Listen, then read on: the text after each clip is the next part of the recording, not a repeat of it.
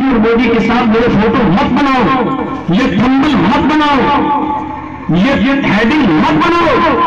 मैं चीखता रहा, चिल्लाता रहा, लेकिन क्योंकि इन लोगों को अपनी बिल्डिंग बनाना थी, अपने मकान बनाना थे, अपने घर बनाना थे, उन्हीं थंबनेल को देखकर रिवर्स बोलते हैं देखने वाले, इनको वो सब बढ़ा दिखाकर अपने अकाउंट में 1 लाख रुपया महीना कमाना था।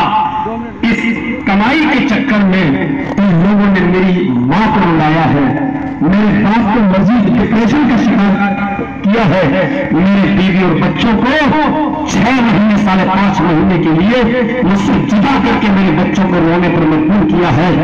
आए थंबनेल वालों, आए यूट्यूब चैनल वालों, अल्लाह तुम्हें कभी माफ नहीं करेगा। मेरे मना करने के बावजूद तुमने ये हरकतें की हैं, इसलिए मैंने इनको सख्ती के साथ मना किया है और सब हर तरफ जिनसे वालों को ऐलान कर दिया गया, मैंने कर दिया। अगर एक भी चैनल वाला दिख गया और आ गया तो फिर मैं नहीं आऊंगा, किसी भी कीमत पर नहीं आऊंगा। वो तो अल्लाह का शुक्र है कि मेरे केस में कोई दम नहीं थी, मेरे केस में कोई सच्चाई नहीं थी, इसलिए हाई कोर्ट के जज ने मुझे जिन लफ्जों में छोड़ा है वो काबिल मुबारकबाद का मुस्तहिक है। उसने लिखा है अपने बिल बाउंड में कि पूरी फाइल पढ़ने के बाद, है भैया अब नोटंकी मत करो, अब तुम करोगे तो सब करेंगे। बड़ी मुश्किल से तो ये मजमा संभला है, आप खामोश रहिए। अब आप लोग, इन लोगों की नोटंकी ही समझ में नहीं आती कि है क्या ये सब। पैसा पूरा लेंगे, काम अधूरा कराएंगे। उसने जजमेंट में लिखा है कि पूरी फाइल पढ़ने के बाद ऐसा महसूस होता है कि मोहम्मद जर्जीस को राजनीतिक षड्यंत्र का शिकार बनाया गया है और मीडिया के दुष्प्रचार की वजह से नीचे कोर्ट के, लोअर कोर्ट के जज ने इनको सजा सुनाई है। पूरी फाइल पढ़ने के बाद ऐसा लगता है कि ये आदमी एक दिन भी जेल में रहने के लायक नहीं है। एक दिन भी, इसको 5.5 महीने से जेल में रखा गया है, यहां से इसको तत्काल छोड़ा जाए, तत्काल रिलीज किया जाए। कितना बड़ा ऑर्डर किस्मत वालों के लिए लिखा जाता है, जिसमें सरकार को लताड़ लगाई हो, जिसमें गवर्नमेंट को लताड़ लगाई हो, जिसमें यूपी की सरकार को लताड़ लगाया गया हो और लोअर कोर्ट के जज को लताड़ लगाया गया।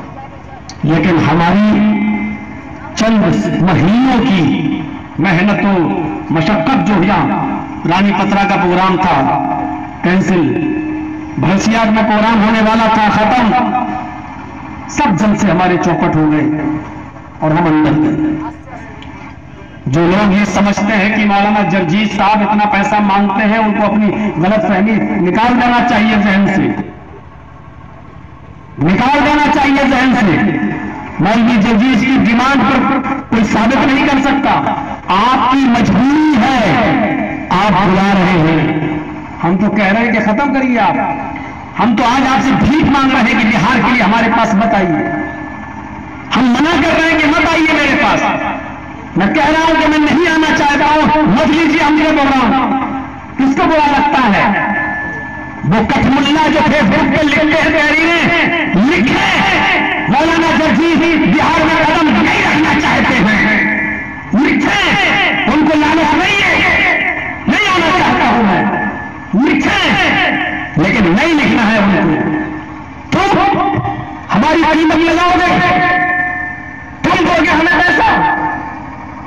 हम जब जेल के अंदर गए तो सोचने पर मजबूर हो गया कि मेरी मां और बाप इटावा में, मेरे बीवी और बच्चे लखनऊ में, क्या होगा? मेरे बाप को इटावा से लेकर कौन आएगा? लखनऊ में उनका इलाज कौन कराएगा? मेरे बच्चों के स्कूल की पढ़ाई लिखाई का क्या होगा? सोचने पर मजबूर था। लेकिन जब मेरे जेल में जाने के बाद लखनऊ से मेरी बीवी पहली मर्तबा जब हमसे 1 महीने के बाद जेल में मिलने आई तो उसने कहा आपको टेंशन लेने की जरूरत नहीं है, मुझे पता ही नहीं चलता है। अल्हम्दुलिल्लाह आज तक आपके बेटे को और हमें घर से बाहर निकलने की जरूरत ही पेश नहीं आई और नमक तक खरीद के लेने के लिए नहीं जाना पड़ा। कोई आता है कुछ दे के चला जाता है, कोई आता है कुछ दे के चला जाता है, कोई आता है पूरे साल के बच्चों की फीस जमा करके चला जाता है और नाम पूछता हूं तो नाम नहीं बताता है। मेरे भाइयों, तुम मौलाना जर्जीस की इज्जत करोगे? तुम हमें हमारी कीमत लगाओगे? तुम बताओगे मौलाना जर्जीस की कीमत क्या है? तुम मर जाओगे। मौलाना जर्जीस की इज्जत तो मकाम तक तुम नहीं पहुंच पाओगे। तुम रुस्वा करो, फेसबुक पर तहरीरें लिखो, तुम जितना चाहो दलील करो, लेकिन मैं तुम्हारी तहरीरों को अपने पैरों में पहने हुए जूते और उसके बूट में रखता हूं। मैं तुम्हारी तहरीर को अपने जूतों की नोक पर बनाता हूं, मैं उसको कोई अहमियत नहीं देता हूं। मेरे साथ मोहब्बत करने वालों का एक काफिला है, मेरे साथ मोहब्बत करने वालों का एक रिश्ता है और ये रिश्ता आसमानी मोहब्बत से जुड़ा हुआ है। वरना किसी खतीब को, किसी मुकद्दिर को, किसी आलिम को इतनी इज्जत आज तक कहां मिलती है, कहां मिलती है जो हमको मिली है? तुम रो कर दिखाओ। अभी कर्नाटक का प्रोग्राम देख लो, वहां 2 ब्लैक कमांडो हमें दिए गए पीछे जेल से निकलने के बाद। आप देख लीजिए और देखिए किस तरीके से हमको लेके जाया जा रहा है, किस तरीके से हम चल रहे हैं और किस तरीके से लोग हमारा पीछे पीछे दौड़ रहे हैं। तुम ये इज्जत और जिल्लत का मालिक तुम नहीं हो। अल्लाह ताला अगर किसी को इज्जत देना चाहता है तुम जलील करोगे तो ऐसे समझो जैसे कोई बकरा किसी पहाड़ को अपने सींगों से तोड़ना चाहे तो उस बकरे के सींग टूटेंगे, उस पहाड़ का कुछ नहीं बिगड़ेगा। तुम बकरे हो, अपने सींग से अल्लाह की दी हुई इज्जत को कुचलना चाहते हो, तुम्हारे सींग टूटेंगे, उस पहाड़ का कुछ नहीं होगा इंशाअल्लाह। इंशाअल्लाह। कोई मौलवी जर्जीस अपने लिए जेल में गया? अपने लिए गया? नहीं गया, अपने लिए थोड़ी गया। अपने लिए गया होता तो आज पूरी कौम हमारे साथ नहीं होती। अभी तो नंबर आ रहा है और लोगों का। डॉक्टर जाकिर नाइक देश छोड़ के चले गए। मौलाना साद साहब कल बेचारे, मौलाना साद साहब को कितना बदनाम किया गया टीवी चैनलों ने। कोरोना बम, कोरोना बम है, कितना रुस्वा किया उनको। मौलाना कलीमुद्दीन सिद्दीकी को 2 साल जेल में रखने के बाद कल उनको जेल से रिहाई हुई, परसों 2 साल। और मौलाना जर्जीस को तो बाकायदा सजा सुनाई गई 10 साल की, 10 साल की। और सजा वाला इतनी जल्दी नहीं निकलता है, कम से कम 2, 4, 5, 6 साल उसको जेल में रहना पड़ता था। ये प्लानिंग थी 2024 तक मुझे जेल के अंदर रखा जाए ताकि मैं ये बंगाल जा सके प्रचार करने, मैं यूपी में किसी पार्टी का साथ दे सके। ये बहुत गहरी एक साजिश थी मेरे खिलाफ, लेकिन अल्लाह का शुक्र है केस में जान नहीं थी, केस में दम नहीं था, इसलिए अल्लाह ताला ने मुझे वहां से जल्दी 5.5 महीने के अंदर अंदर निकाला। जो लोग मुझसे मिलने आए, मेरे दुख दर्द में मेरा साथ दिया, अल्लाह उनको जज़ाए खैर दे। जो नहीं आ सके, जिन्होंने हमारे लिए दुआएं की, अल्लाह रब्बुल आलमीन उनको भी जज़ाए खैर अता फरमाए। बहरहाल मेरे प्यारे साथियों, आपके मामलात आपके साथ हैं, हमारे मामलात हमारे साथ हैं। आप दीन की इज्जत करना सीखिए। मौलाना जर्जीस रहे ना रहे, हमारे साथ कल फिर कुछ हो जाए, हम कुछ नहीं कह सकते। अभी हम सिर्फ बेल पे निकले हैं, अभी मुकदमा हमारा खत्म नहीं हुआ है।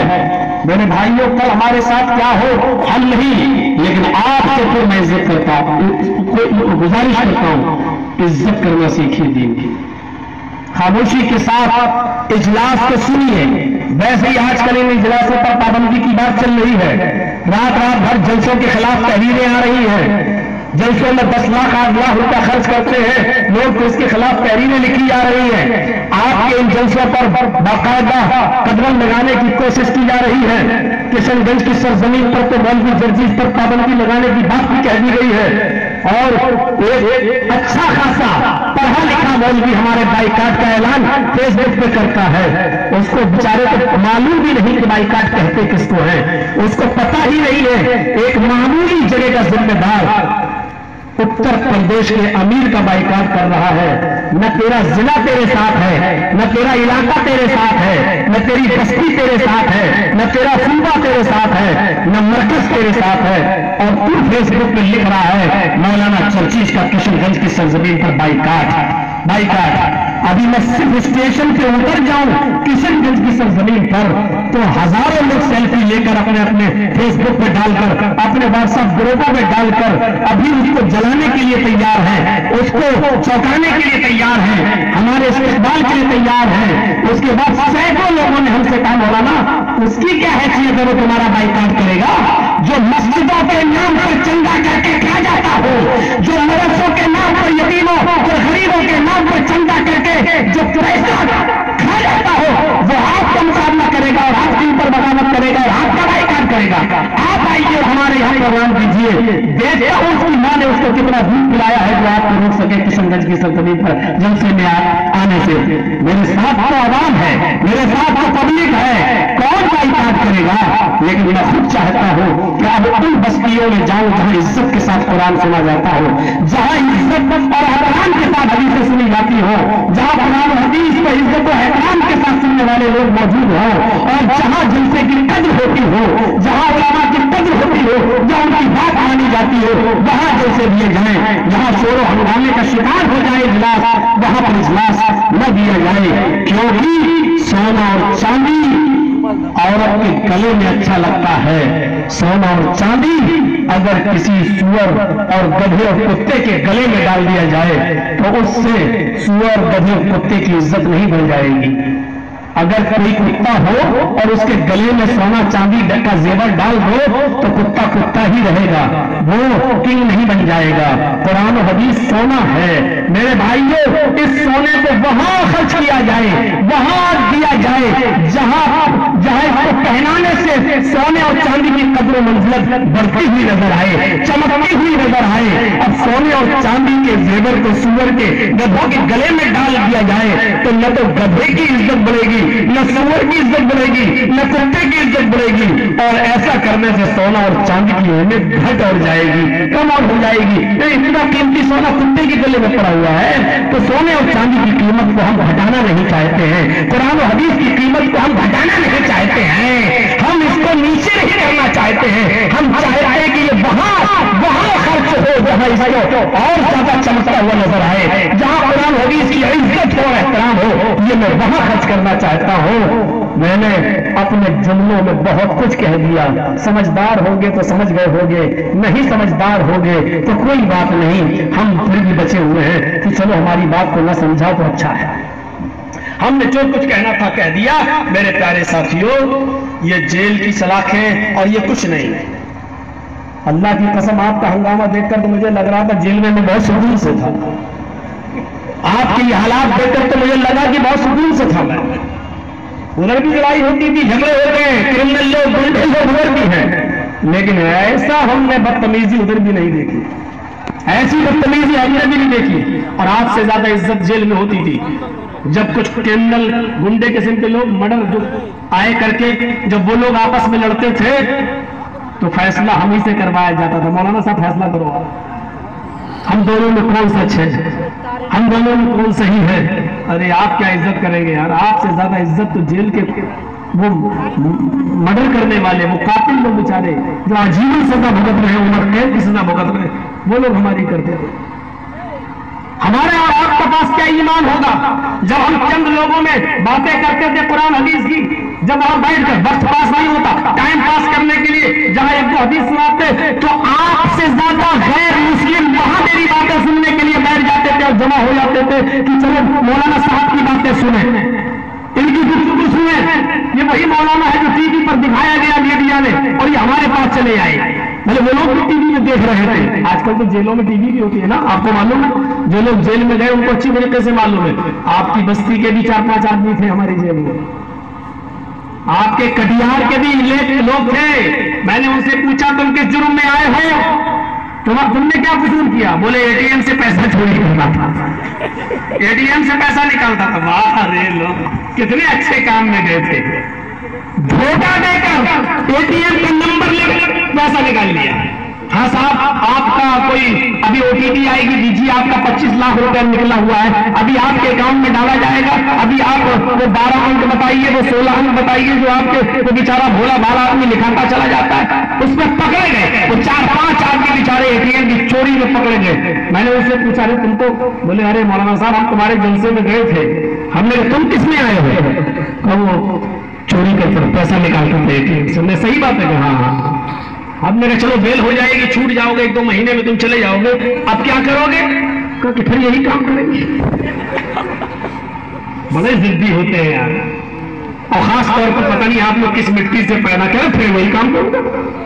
हमने कहा तुम्हें समझाना बेकार है, लेकिन सुनते बेचारे वो भी थे मेरी बातें, जब इधर भी सुनते तो उधर भी सुनते थे। तो मेरे भाइयों, चंद बुनियादी चीजें हम आपके सामने रखें। आप लोगों की दुआओं से मैं बाहर आया, और अभी भी तुम बना रहे हो वीडियो? नहीं बना रहे हो? कौन सा चैनल चलाते हो? बताओ बेटा, बताओ बता दो। मीडिया वाला खाली काम करता है।